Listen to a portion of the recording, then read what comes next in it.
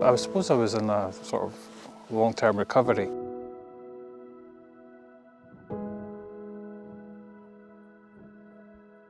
I was at a sort of funny turning point. I wasn't sure where I was going to go or what sort of opportunities it would come, and it was the employability member of the staff who spotted the No One Left Behind scheme.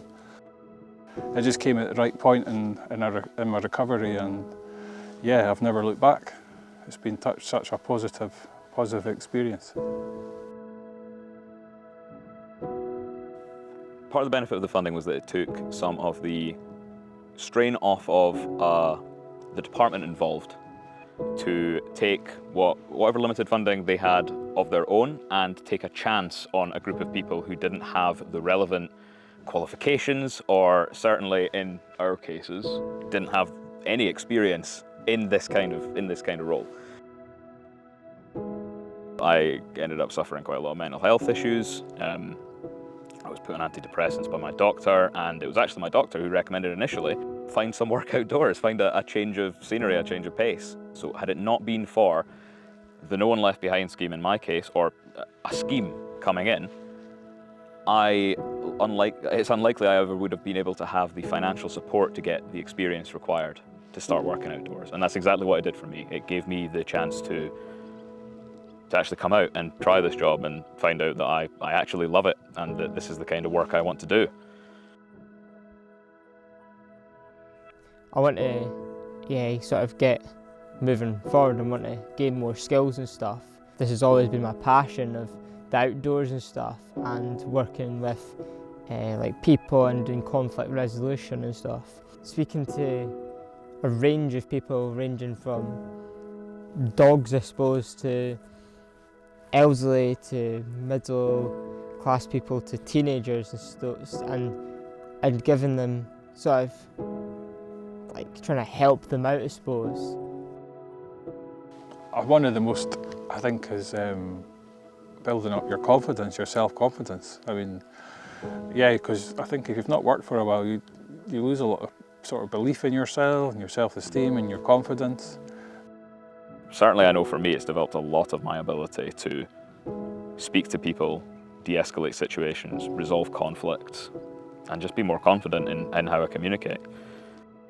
Yeah, I suppose the benefits this job's given me is to pursue my hobby and to, I suppose, help in this work placement with the hobby that I had a strong passion about, which is photography.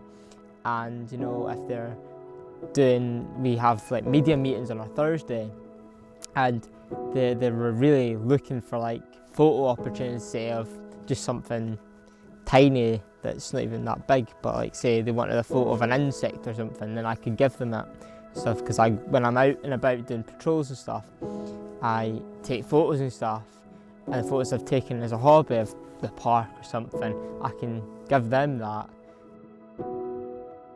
Also as well, just your knowledge of the Scottish Outdoor Access Code as well, and I mean, I had heard about it, but just getting a deeper understanding of it and what it means, and there's so many different areas it covers. And again, just looking after, about how looking after and why we have different habitats, and we're trying to attract different wildlife, and just learning about all the different, from butterflies to birds of prey. It's just been, yeah, it's been fascinating. The maintenance work required on it is incredible. So having a larger workforce able to do those kind of jobs with us, it would essentially mean that those jobs can get done. If we get the chance to be in these disadvantaged areas and creating wildflower meadows or tree planting, because I know there is large sections in the Jormuir Way, and I think these sort of things would be great for nature, great for communities.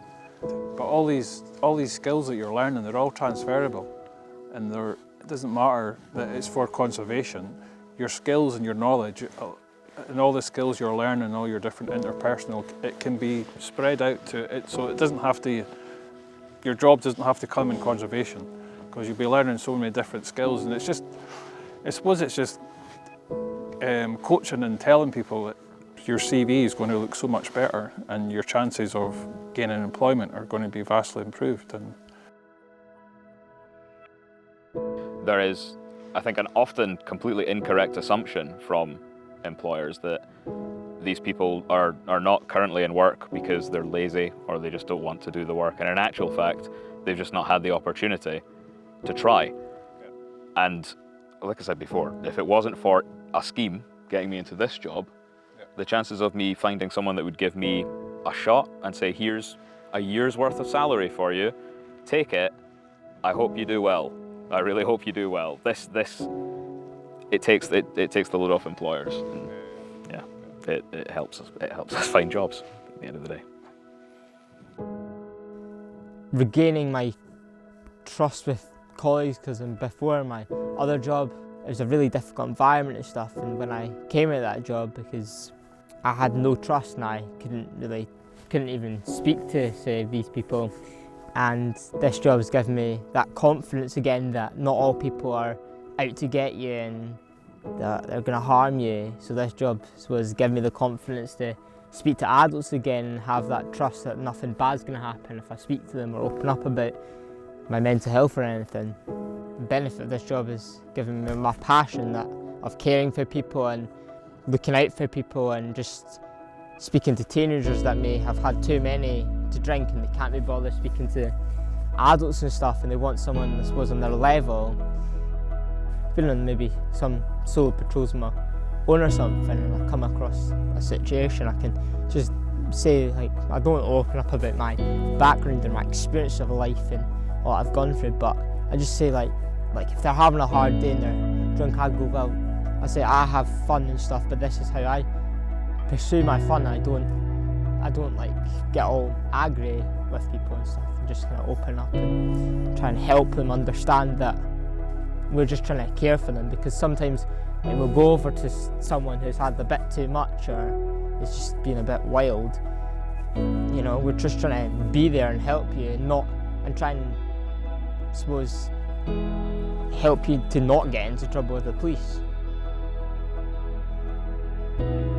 one of the biggest factors has been I don't think I've ever been fitter in my life physically and mentally since I came in this job.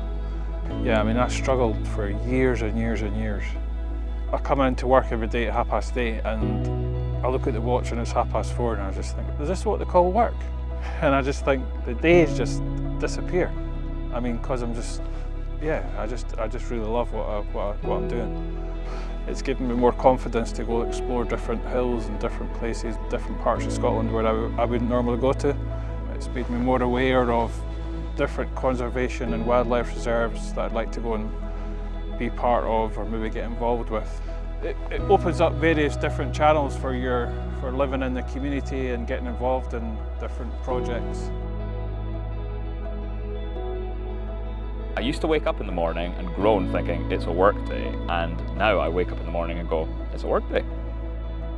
Oh no, it's just from seeing Ben from when he first started to seeing Ben now. The way that he's developed his skills, it amazes me what the project's done for Ben. And I just think, I'm just so glad that Ben got that opportunity. Because the difference I've seen in Ben, and just for his interpersonal, his communication skills, it's been one of the highlights for me as well, is seeing how people develop and they've been given this opportunity. So yeah, I'd like to say that on camera. Thank you. It's trying something new, it's trying something you didn't have an opportunity to try before. You learn so much about yourself and what you're actually capable of in doing that. And we would have never got the chance to do it had it not been for the funding. And that's one of the reasons that these kind of schemes are so beneficial, is it's fully changed around the way that I plan to live my life.